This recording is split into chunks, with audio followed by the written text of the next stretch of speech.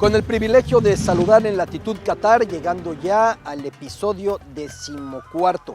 14 capítulos en este recorrido de Fox Sports hasta la Copa del Mundo, con escalas muy puntuales en la cultura qatarí, en la tradición árabe, el idioma árabe también, la religión musulmana, todo lo que rodea la Copa del Mundo, pero incluidas las letras, el cine, el arte, la historia, la política y claro, el fútbol, el Mundial de Fútbol, el maravilloso Mundial de Fútbol con su historia, con sus estrellas, con sus selecciones, con los estadios.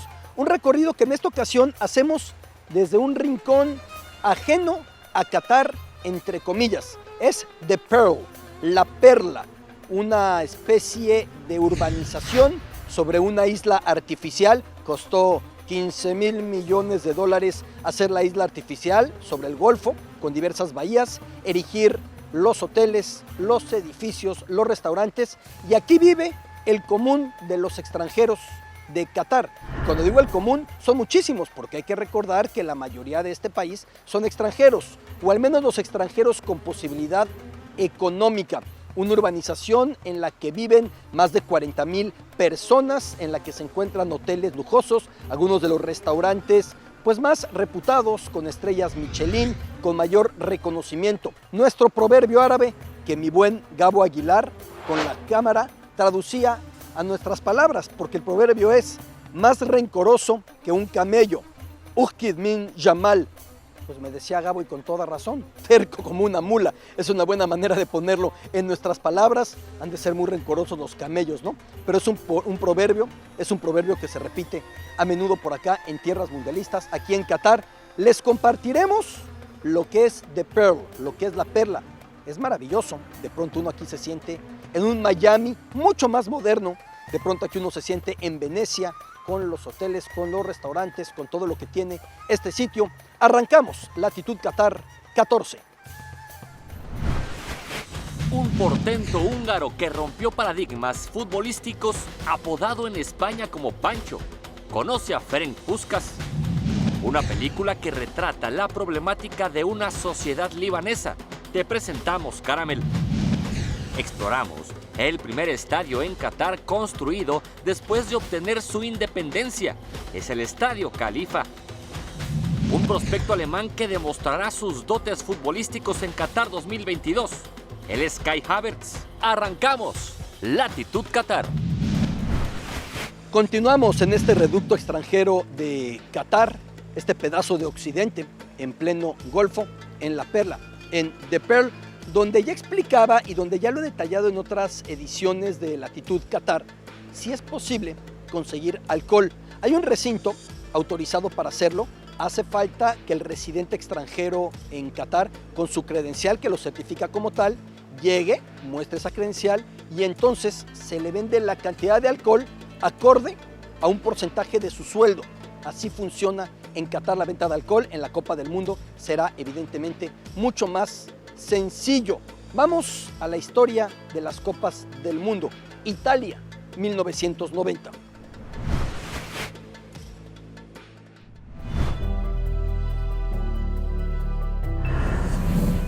Cuatro semanas antes de que se realizara el sorteo de grupos del Mundial de Italia 1990, el muro de Berlín caía. Aunque en el sorteo de ese Mundial todavía aparecieron 4 selecciones que, desde ese acontecimiento histórico de noviembre del 89, la caída del muro de Berlín, estaban ya destinadas a desaparecer, acudiendo algunas de ellas a un Mundial por última vez. Checoslovaquia, que al cabo de 3 años del Mundial del 90, se dividiría en República Checa y Eslovaquia, revolución de terciopelo de por medio. La Unión Soviética, que al cierre de 1991 anunciaría en voz del líder Mikhail Gorbachev su disolución en 15 países. Alemania Federal, que semanas después de coronarse en el Estadio Olímpico de Roma, consumaba su reunificación y ya en la Eurocopa 92 alineaba a cracks nacidos en la otra Alemania, la democrática, como el sensacional Matías Sammer. Y Yugoslavia, que estaba por sumirse en el infierno de las guerras balcánicas.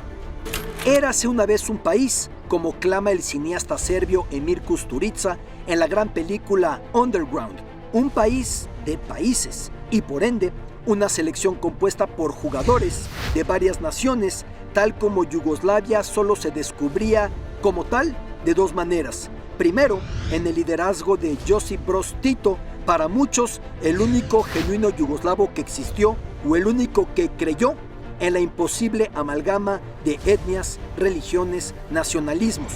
Segundo, en el fútbol, donde Tito determinó el balance de las convocatorias para cohesionar tan heterogéneo territorio. 8 serbios, más de 5 croatas, 4 bosnios, 2 eslovenos, 2 montenegrinos, algún macedonio, tenían que estar siempre en el plantel yugoslavo. Fallecido Tito en 1980, ese mosaico se desarmó. Todavía en 1984, Sarajevo, en la actual Bosnia-Herzegovina, tuvo unos olímpicos de invierno y en 1987 la sub-20 yugoslava fue campeona del mundo. Llegado Italia 90, la selección Plavi, la selección azul, traía un soberbio equipo, aunque ya con el germen de la división, del rencor instalados. Solo un mes antes se disputó el partido entre Dinamo Zagreb, croata, y Estrella Roja serbio, que muchos croatas a la fecha ven como el inicio de su guerra de independencia. La bronca, los cantos separatistas, la patada de Zvonimir Boban a un policía, patada que, castigado, privó a Boban de ir a Italia 90, pero le convirtió en héroe mucho más allá del deporte. Yugoslavia disputó una gran Copa del Mundo. Su cuadro titular seguía reflejando el crisol que estaba por desaparecer. El capitán Zlatko Bujovic, croata, el goleador Darko Pancev, macedonio, la gran figura Dragan Stojkovic, serbio, el virtuoso Safet Susic, bosnio, el combativo Sreko Katanec, esloveno, Dragoljub Brnovic, montenegrino, todos ellos estrellados en la ronda de cuartos de final ante el atajapenales argentino Sergio Goicoechea. ¿De haber avanzado a semifinales la historia de Yugoslavia pudo haber cambiado?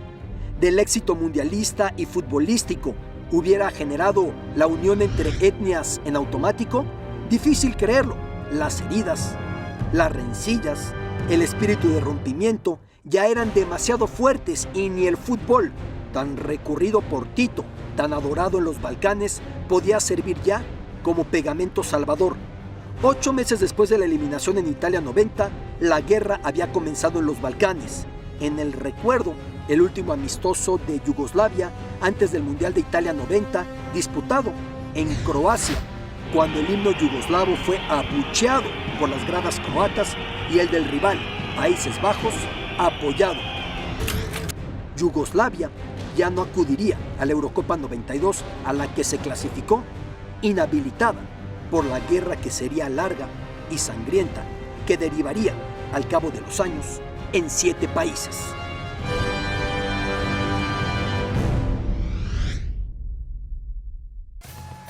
El Mundial de Italia, las noches mágicas de un verano italiano y la coronación de Alemania federal. Ya había caído el muro de Berlín, pero todavía no se daba la reunificación de las dos Alemanias. Deportista árabe, héroes árabes del deporte, vecino a Qatar, Arabia Saudita, Saed Al-Owairan, aquel del gol maradoniano en Estados Unidos, 1994.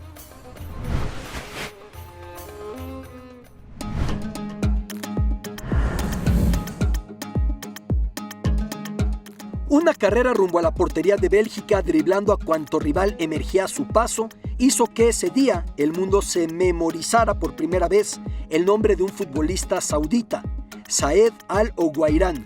Sucedió en el estadio Robert F. Kennedy Memorial de Washington, D.C., gol de proporciones maradonianas que clasificaba a los sauditas a octavos de final de ese mundial. Gol de quien para ese momento ya era una leyenda viviente del club Al-Shabaab. Hubo ofertas de equipos europeos que, contra su voluntad, Owairan debió rechazar al estar prohibido por entonces que un futbolista saudí árabe emigrara. Al paso del tiempo, Saed Al-Owairan sería encarcelado bajo la acusación de violar el mes sagrado de Ramadán. Ya nada sería igual, aunque como recuerdo, el gol maradoniano, el mejor gol de hecho de Estados Unidos 94, derroche físico y técnico, portento de conducción de balón, driblando contrincantes y definiendo como crack ante la salida de uno de los mejores porteros de la época, el belga Michel Prudhomme.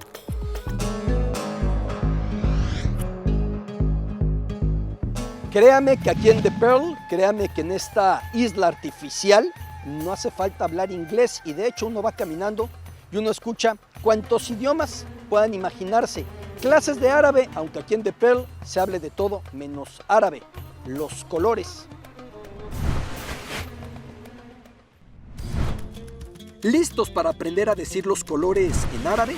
Los colores, o dicho en árabe, los alwan, a continuación. Abyad es blanco, aswad es negro, azrak es azul, ahdar es verde, ahmar es rojo, asfar es amarillo, de ahí de hecho viene azafrán.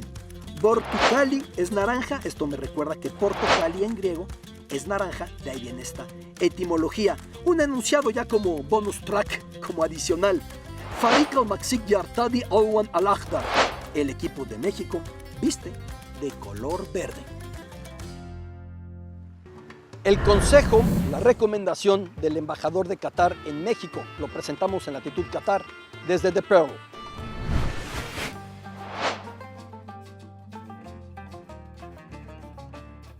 Es el mejor para los mexicanos o extranjeros cuando van a ir a otro país como Qatar. Por favor, no busca restaurantes mexicanos, no busca donde come mole o chilaquiles, busca comida del país para tener la experiencia del país. Hay muchos restaurantes árabes. Sirven comida árabe, bebida árabe, postre árabe. Tenemos muchas buenas recomendaciones allá. Pero la más importante es úsalo como estás extranjero en un país. Abrimos una pausa aquí en Latitud Qatar. Ya le enseñaremos mucho más de lo que tiene este rincón futurista, lujoso, elegante, occidentalizado, extranjero, en Doha.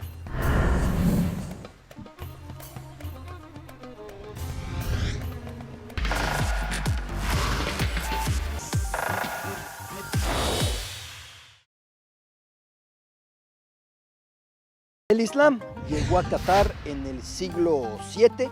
90% de los cataríes son sunitas, 10% son chiitas, las dos principales vertientes del Islam, aquí en perfecta armonía. En algún momento hubo ataque de cierto grupo radical sunita a zonas sagradas para los chiitas en Doha. De inmediato vino la reacción de las autoridades, frenando la violencia, la polarización, el encono. Si algo tiene Qatar es que sunitas y chiitas aquí, a diferencia de lo que pasa en otros puntos del Golfo, aquí cohabitan en perfecta armonía sin que siquiera sea importante qué cree cada cual o cómo practica el Islam cada uno de ellos. Genios del balón, uno de mis favoritos, Cañoncito Pum. Pancho, le dijeron en España, Ferenc Puskás.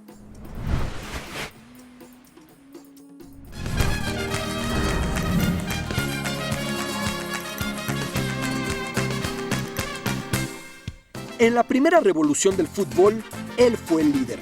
Esa primera vez en que un equipo se atrevió a jugar diferente, a intentar conseguir la victoria por un camino distinto, a romper paradigmas. Esa revolución tuvo a este personaje húngaro como su pastor. En la mágica selección de Hungría del Mundial del 54, la denominada Aranyk Csapat, el equipo dorado, como lo mismo en el Real Madrid multicampeón de Europa, Ferenc Puskás ocupó un rol medular. Era su disparo de zurda que propiciara en España el sobrenombre Cañoncito Pum. Era un nivel de visión y lectura hasta entonces inéditos en el fútbol. Era su técnica capaz de controlar la pelota cual serpiente domada, por ello llamaba al balón su mascota. Era su don de aceleración, aunque pareciera pesado de cuerpo. Era un afán competitivo desde la primera infancia cuando se cambió el nombre para saltar la norma y jugar con mayores. Además, para evitar ser perseguido. Su apellido era Purcell, revelando ascendencia germánica en tiempos en los que los alemanes eran mal vistos en Hungría. Así que su padre lo dejó el Purcell en Puskás. Puskás se traduce del magiar como escopeta. Tanto maduró Ferenc que a los 15 años debutó y deslumbró a Budapest. Por ello, cuando el Ministerio de Defensa debía expropiar un equipo, eligió a ese en el que brillaba Puskás. El Kispes se convirtió en Honvéd, germen de lo que sería la mejor selección de la época. Que Hungría perdiera aquella final del Mundial 54 ante esa Alemania federal, a la que había goleado 8-3 en la primera ronda, sigue constituyendo una de las mayores sorpresas en la historia del deporte. Ya después, el ocaso más desesperado, esa revolución del balón, como todo en la progresista, creativa, bohemia Hungría, aplastada por la entrada de los tanques soviéticos en 1956. Ahí comenzó la segunda vida de Puskás desde el exilio español. Héroe del Real Madrid, rebautizado con cariño como Pancho, todavía tuvo cuerda para arrollar en Europa. Su último título continental lo conquistó a los 38 años. Volvió a su país tras la caída del comunismo. Descubrió nostálgico un sitio diferente al que había dejado, del que había escapado medio siglo antes. Vivió sus últimos años viendo levantarse estatuas suyas y homenajes por doquier. A su forma, Pancho volvió a ser Ferenc, hizo las paces con su tierra, con su Hungría.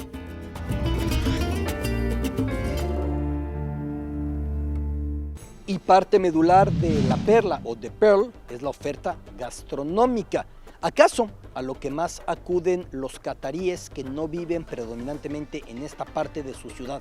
A lo que vienen es a los restaurantes de lujo, de exquisitez, de máximo renombre de los chefs. Vamos a ver algo de gastronomía árabe.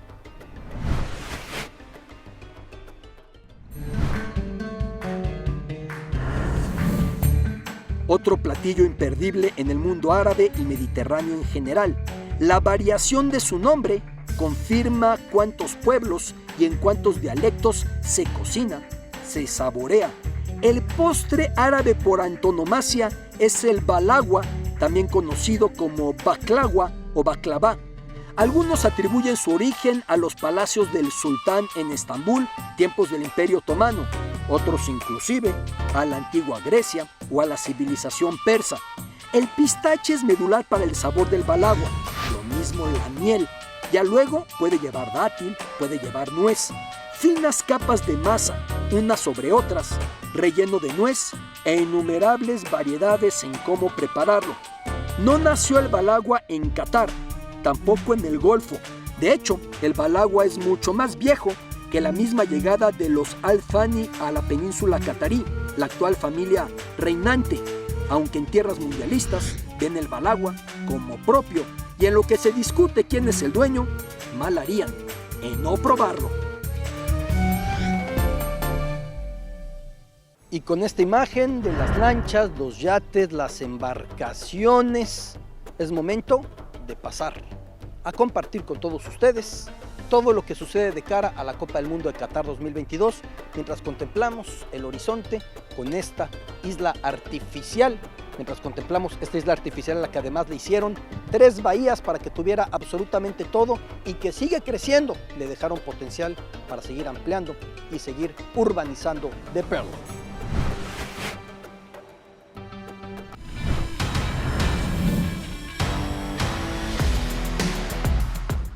Con la participación de más de 16,000 voluntarios, gente del comité, invitados especiales y miles de personas conectadas online, el Lusail Stadium fue sede para iniciar el entrenamiento de los voluntarios que estarán en la Copa del Mundo de Qatar 2022.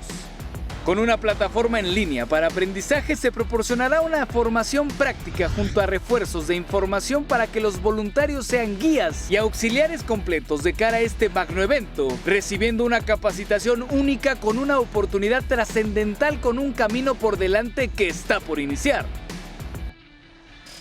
Con el objetivo de crear un sentido de comunidad y que los voluntarios se familiaricen con las actividades que tendrán en lo que será un mundial histórico, los asistentes conocieron de primera mano los desafíos a los que se enfrentarán junto a las recompensas que recibirán con su participación.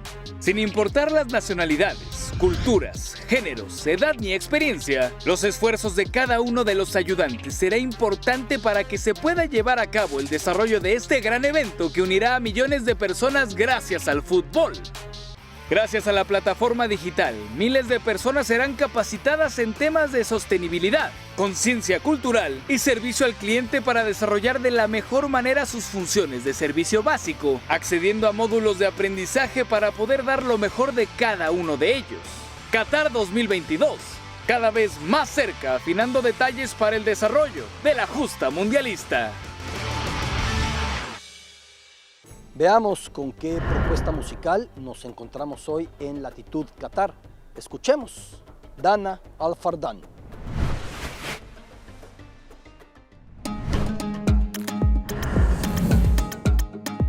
La gran pionera, ninguna mujer catarí antes de Dana Al Fardan logró destacar como compositora, música e intérprete en el Emirato de Qatar. Estando en la universidad y embarazada, decidió no traicionar sus ideales, perseguir sus sueños en Londres. Ahí empezó con sus composiciones, mezcla de música tradicional árabe, sonidos occidentales modernos y música clásica. Además, cantando en inglés. En 2013, publicó su primer disco catapultándose de inmediato. Escuchamos a Dana Al Fardan cantando Onyx.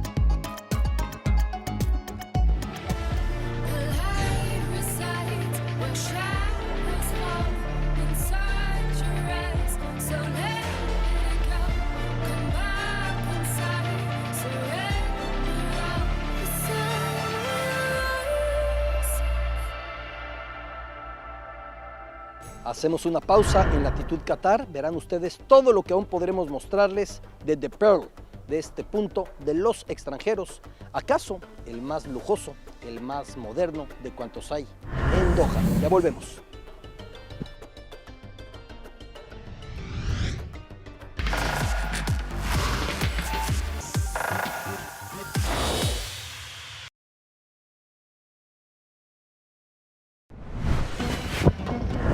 Llevamos media hora tratando de salir de la instalación artística de Richard Serra, cuando finalmente nos encontramos en el desierto. ¡Oh, sorpresa! Estamos enrejados. Los mapas, el navegador nos traían hasta este punto, sobra decirlo, tiene su candado. Seguiremos informando a ver cómo saldremos de acá para poder regresar a la civilización. No hemos visto un coche en kilómetros, en horas, completamente abandonado este lugar en el desierto catarí y completamente rodeado por esta reja. Ya veremos cómo salimos en esta Latitud Qatar.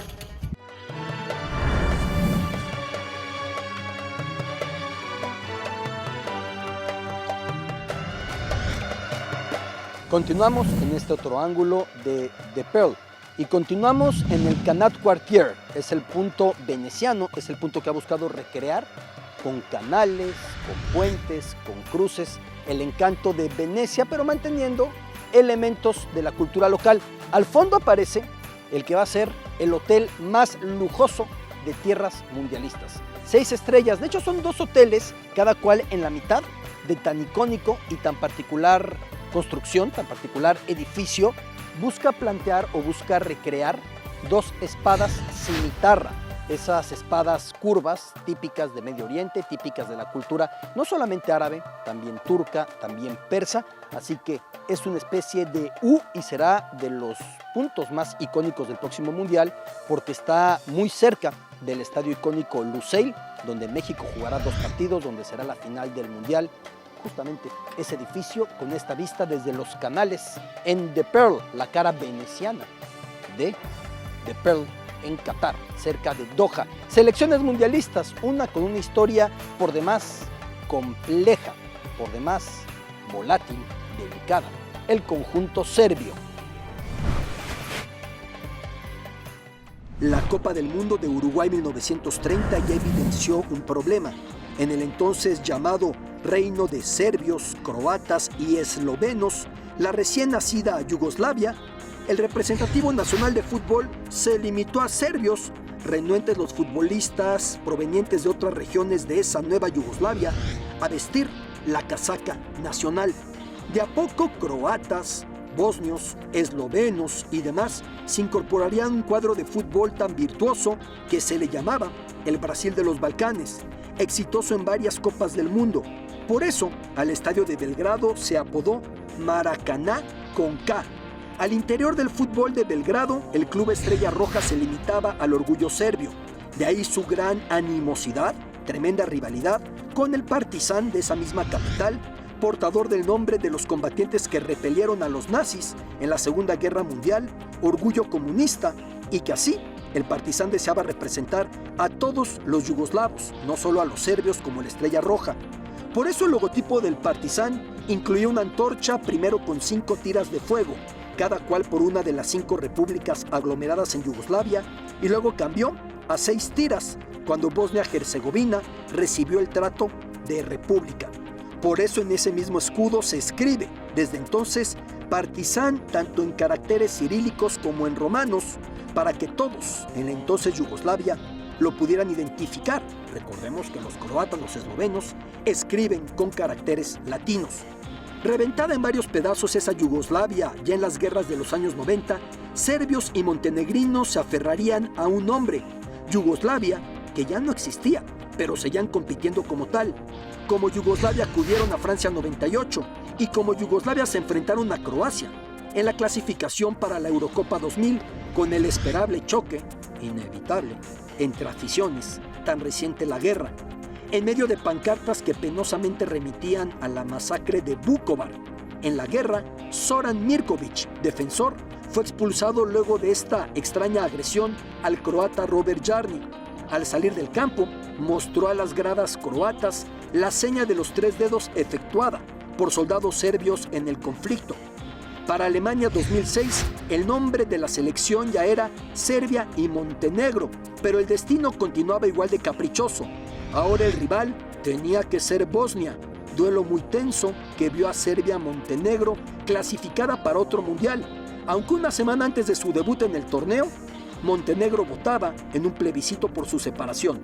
Como Serbia calificó al Mundial 2010 y tuvo un proceso para la Eurocopa 2016 enrarecido de nuevo por la política, cuando recibió a Albania y un dron bajó a la cancha mostrando la bandera de la Gran Albania, esa que clama territorios serbios.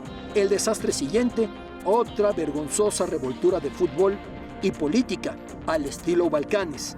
Cosa curiosa, para Rusia 2018, los serbios no tuvieron que enfrentar a ninguno de sus vecinos ex-yugoslavos, aunque sí, a Suiza, de nuevo en Qatar, será su rival.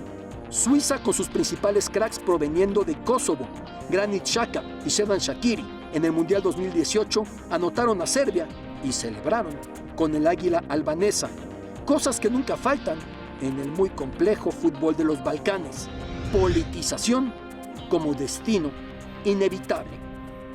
De los causantes del afán catarí de no quedarse en los energéticos, de no quedarse en el producto de su subsuelo, de no quedarse en el gas, de los causantes de esta modernización, de buscar acaparar turismo, ofrecer servicios y tanto más, es un personaje abreviado por sus siglas, HBJ, HBG. ¿A quién me refiero con este nombre? Veamos, fue primer ministro y fue medular para el lanzamiento de Qatar hacia otra etapa, hacia el futuro, o más bien, adelantando aquí en tierras mundialistas el futuro.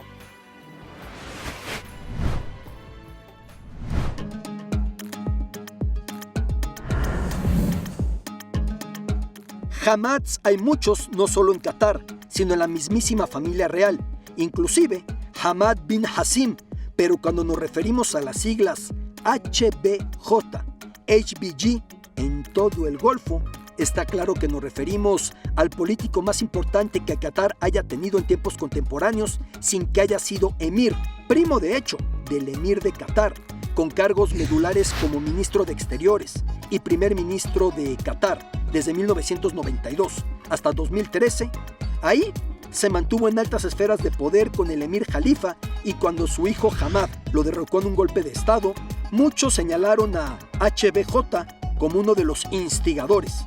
Con él, con Hamad bin Jassim, con HBJ, Qatar experimentó su frenético crecimiento e industrialización.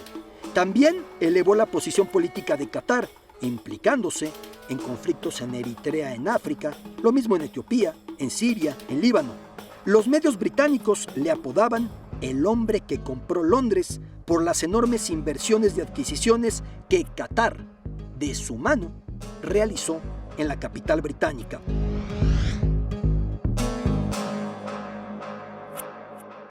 Otra imagen del Canal Quartier con estas fachadas, con estos colores, con estos balcones, con estas ambiciones y pretensiones italianas, renacentistas, venecianas, callejones y canales y todo lo que encontramos en este Canal Quartier en The Pearl.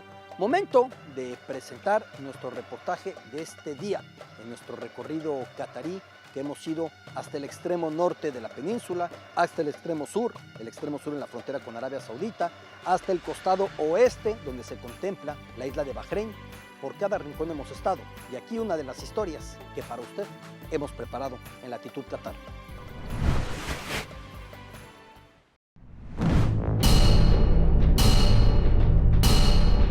En el inicio fueron los energéticos. Para Qatar como nación, lo mismo para Qatar y su fútbol. Llegamos en Doha al lugar donde comenzara la búsqueda de petróleo y gas natural en esta península. Ahí nos sorprenden unos antiguos balones. En este recinto comenzó la exploración del subsuelo catarí buscando energéticos, y en este recinto nos encontramos también la historia del deporte traído desde las Islas Británicas. Balones de fútbol originales de aquellos momentos, cuanto deporte se empezó a traer a Qatar. Por ello, recorrer la historia de Qatar como potencia en energéticos es también recorrer la historia de Qatar en términos deportivos. El primer partido de fútbol en Qatar se disputó a fines de los años 40 entre empleados de empresas petroleras. Para 1950, una de esas compañías fundaba el primer equipo de fútbol catarí, el Al-Naha. Para 1952, la Qatar Oil Company instauraba el primer torneo de liga, que sería en Duján, al norte de Qatar, donde se encuentran los mayores yacimientos. Y llegó la independencia en 1971, y nacieron las rivalidades con sus vecinos, sobre todo Bahrein y Emiratos Árabes Unidos, y se construyó el primer gran estadio capaz de sentar a una cuarta parte de la entonces población de Qatar. Es el pionero de los estadios en Qatar, el Estadio Internacional Jalifa, construido cuando este país apenas tenía 5 años de independencia, construido en 1976. Por entonces, un país tan diferente, apenas 160,000 habitantes tenía Qatar, lo que representaba un escenario para más de 50,000 personas en aquellos momentos. Estadio que lleva el nombre del emir Jalifa bin Hamad, abuelo del actual emir. Jalifa, quien llegara al poder en Qatar derrocando a su primo Ahmad bin Ali, y que luego dejara el poder y que luego dejara la silla más importante de Qatar, la del emir, derrocado por su propio hijo Hamad bin Jalifa. A un costado se encuentra esa antorcha, la denominada Antorcha Olímpica de Qatar, la denominada Antorcha de Doha. Esa torre que es un hotel de lujo construida desde los Juegos Asiáticos del año 2006 aquí en Doha. Hotel Antorcha que fuera utilizado como pebetero en los Juegos Asiáticos de 2006. Estadio Jalifa que en el Mundial Sub-20 de 1995 acogiera más de la mitad de los partidos. 3 meses después de ese Mundial Sub-20 en Qatar, el emir Jalifa era derrocado por su hijo, aunque seguiría para siempre dando nombre al estadio que es el único viejo de cuantos escenarios se utilizarán en la Copa del Mundo 2022. Gas natural y deporte, subsuelo y balones. En los energéticos, Qatar encontró el camino al desarrollo más fulgurante. En el fútbol, propiciado por los mismos energéticos, el atajo para posicionarse en lo más alto del concierto de las naciones desde tan minúscula extensión geográfica. En esta isla artificial, en estas construcciones que pretenden remitir a Italia, de repente pareciera que todo es escenografía, ¿no? Que todo está construido para buscar mostrar lo que no es, pero así es The Pearl y así es esta cara del Golfo. Lo mismo sucede a menudo en Dubái, también acontece en Abu Dhabi. Y aquí en The Pearl, en Canal Cartier, con estas ambiciones de escenografía o de cine o de lo que usted me diga, es un buen punto para presentar nuestra película, nuestro momento cinematográfico del programa, Caramel, Caramelo de Líbano.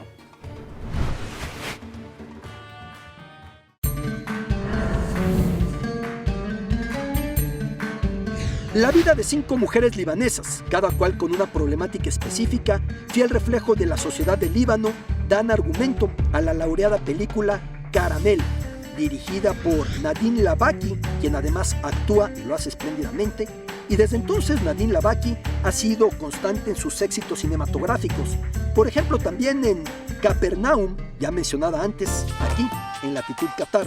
Con Caramel saltó a la fama Nadine Labaki. Vemos esta obra. صباح الخير. شو موجودين تفضلي. وهو ما كلف خاطره تلفن تليفون. على كل حال زمطنا الجاتو ما بيتاكل. بدنا نعمل لها الطل الحلو. سخني لي السكر اعملي معروف.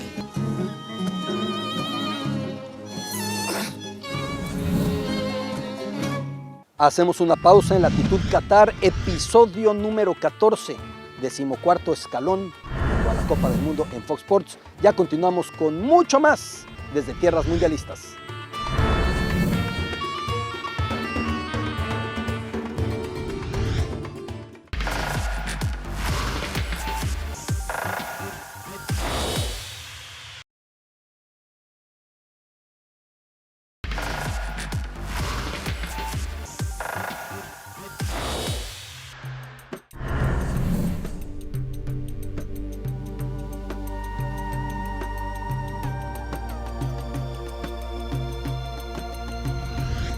Continuamos en Latitud Qatar, número 14, y continuamos ante estos canales.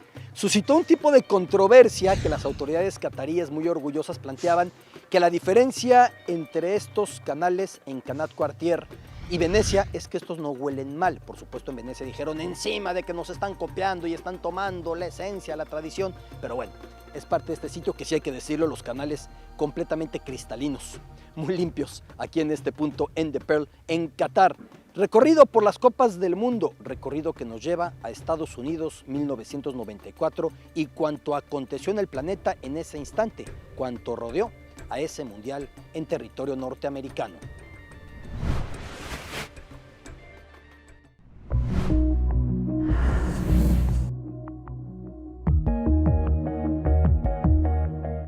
El Pentágono, la Casa Blanca, cada agencia estadounidense atendían como jamás lo pensaron la eliminatoria mundialista asiática para el Mundial 94.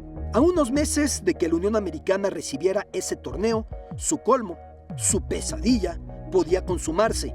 En el hexagonal del continente asiático, ese del que saldrían las 2 selecciones clasificadas, participaban 3 naciones con las que existía, por decirlo menos, la más ríspida relación. Corea del Norte, justo cuando Estados Unidos le acusaba de desarrollar un programa nuclear ilegal y le fortaleciera el embargo, las sanciones. Irán, con quien la tensión había elevado en 1988 al derribar la marina norteamericana un avión iraní de pasajeros. E Irak, con quien apenas un par de años antes la administración de George Bush padre había sostenido la primera guerra del Golfo. Para colmo, Irán se pacificaba en ese momento con Irak tras un dilatado conflicto, precisamente cuando Estados Unidos se convertía en su enemigo en común.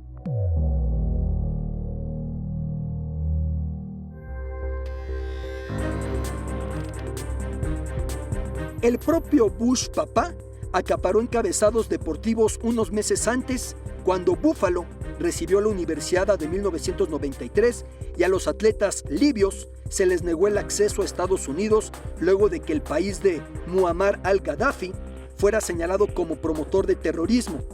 Diversas instancias internacionales presionaron a Estados Unidos, buscaron conciliar, mas resultó inútil. No hubo diplomacia que dejar entrar a los atletas de Libia a Estados Unidos. En la eliminatoria rumbo al Mundial del 94, Libia no pintaría, tampoco Serbia, vetada en ese momento por la política migratoria estadounidense en la Guerra de los Balcanes, aún suspendida de la FIFA.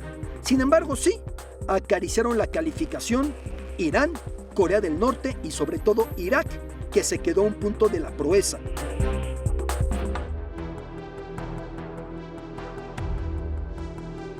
Proeza máxima si consideramos que el peor rival de los jugadores no estaba al otro lado de la cancha, sino en su propia federación, bajo la bendición de la FIFA. Uday Hussein, hijo del dictador Saddam Hussein, torturaba a los futbolistas según su sádico placer: patear balones de piedra, estancias en calabozos, golpes, descargas eléctricas, mutilaciones, meterlos a un sarcófago con clavos, lo que Uday Hussein quisiera. Por eso en la selección iraquí nadie deseaba patear penaltis. Un fallo podía desembocar en el más siniestro castigo ante la mirada atenta de Uday Hussein en el palco y la imagen de Saddam en las gradas, en el trofeo mismo. Esa calificación, ese boleto Estados Unidos 94, no fue al final para Irak. ¿Qué habría pasado si se logra meter un enredo diplomático como pocos se han visto en los mundiales? Incluido que el presidente de la federación era en ese momento el propio Uday Hussein, hijo del mayor enemigo de Estados Unidos, Saddam Hussein. ¿Habrían prohibido el acceso a Irak a ese mundial como a los atletas libios a la universiada?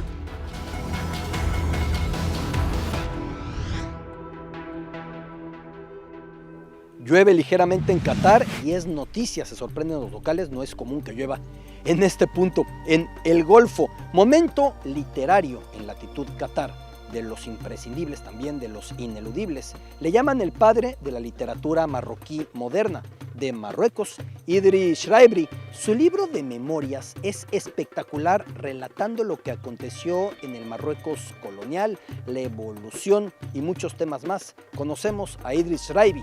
Idris Shraibri en latitud Qatar.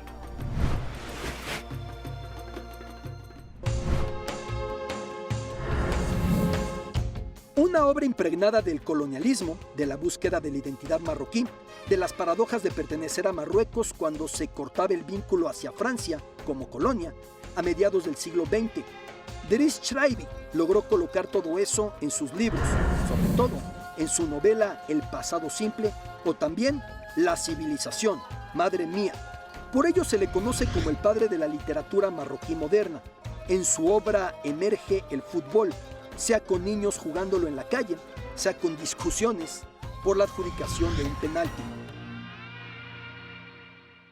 No sé si es lo que quiero ver, no sé si es lo que quiero pensar, pero como que los canales dan al verde de la camiseta tricolor y es momento del seguimiento a la selección mexicana y su actualidad. Con la sombra del Tri, Rubén Rodríguez, que le voy encontrando restaurantes aquí en The Pearl para poder comer juntos durante la Copa del Mundo. Evidentemente ya sabemos quién va a invitar.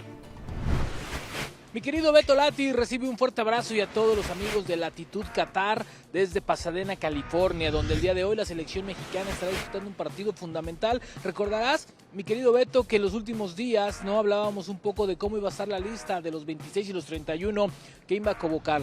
Hoy Martino tiene un verdadero problema que le quita el sueño, que le genera dolor de cabeza, que es no solamente es la falta de gol, porque a pesar del exceso de delanteros, 4 porque va a llevar a 3, ¿sí? Hoy esta selección mexicana, sus primeras 2 opciones las tiene lesionadas. Atención con esto, las lesiones de Rogelio Funes Mori, las lesiones que tiene Raúl Jiménez no es un tema menor. Faltan un poquito menos de 2 meses para que comience la Copa del Mundo, a 2 meses de que México inicie su participación en la Copa del Mundo. En un mes Martino dará la lista final, así de que creo que hay que llevarlo con calma. Una pubitis que es muy crónica, no es una lesión de peligro ni de cuidado, pero es traicionera, hay que tratarla con cuidado, es lo que fija Raúl Jiménez. Del otro lado, Rogelio Funes Mori es una lesión crónica en la pierna derecha. Hay que llevarla con calma, porque le aparece, le desaparece.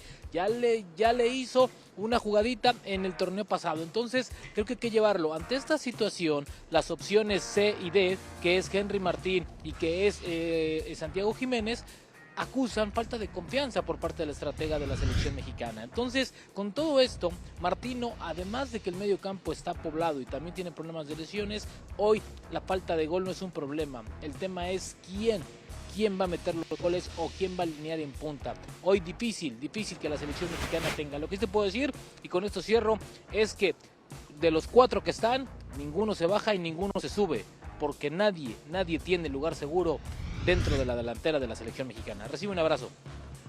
Y el edificio de allá se llama Palazzo y el de acá se llama Góndola, y todos son alusiones venecianas, alusiones italianas en este sitio. Incluso algunos, ciertas escaleras la relacionan con las escaleras españolas, esas no, evidentemente, de Venecia, sino del corazón de Roma. Pero así es este Canal Quartier, con todos sus cruces, con todos sus canales, con todos sus puentes.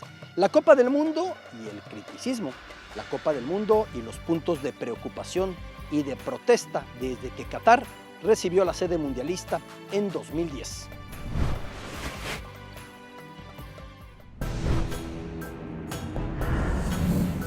En diciembre de 2010, un vendedor ambulante muy humilde de nombre Mohamed Bouazizi se prendía fuego para protestar contra la policía tunecina que le había robado la fruta que vendía. Así comenzó en ese acto una revolución que se extendería por muchísimos países de la región, que derribaría a dictadores como el de Túnez, aunque también a los de Argelia, Egipto, Libia, Yemen. La llamada Primavera Árabe nacía en Túnez con el episodio del vendedor ambulante que se prendía fuego. Una primavera que iría brincando fronteras por todo el mundo árabe, incluso más allá en Turquía, donde apenas resistió en el cargo el mandatario Erdogan. La primavera árabe colocaría bajo sospecha de numerosos países árabes al gobierno catarí por apoyar desde el canal Al Jazeera, el más visto del mundo árabe, a los pueblos en contra de los gobiernos. Argelia incluso llegaría a cortar la luz para que los argelinos no pudieran sintonizar la señal de Al Jazeera emitida desde Qatar. Bahrein elevaría sus protestas hacia Qatar al crecer las manifestaciones contra su familia real en esta primavera árabe. Expertos en Occidente señalarían que según conviniera en cada caso, Qatar iba decidiendo si apoyar con el poderoso Al Jazeera a los islamistas extremos o al pueblo secular en contra de los dictadores, a veces por los derechos humanos, a veces por la represión, según conveniencia. La primavera árabe ha sido medular para catapultar a Qatar a un sitio muy relevante de hegemonía en la región, pese a su minúsculo territorio. Figuras a seguir de la actualidad mundial, figuras a seguir de cara a la Copa del Mundo de Qatar 2022, de mis favoritos. Su capacidad, su resolución, su contundencia, lo que construye de juego desde que era un adolescente en el fútbol alemán hasta su llegada al Chelsea, con el que se coronó en la Champions, Kai Havertz.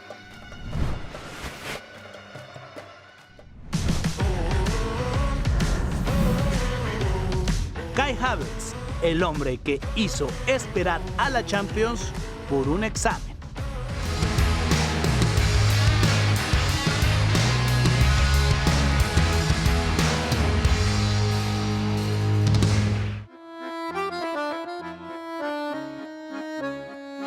Auschen, pueblo alemán ubicado en la frontera con Bélgica y Países Bajos, fue el lugar que vio crecer a Kai Havertz.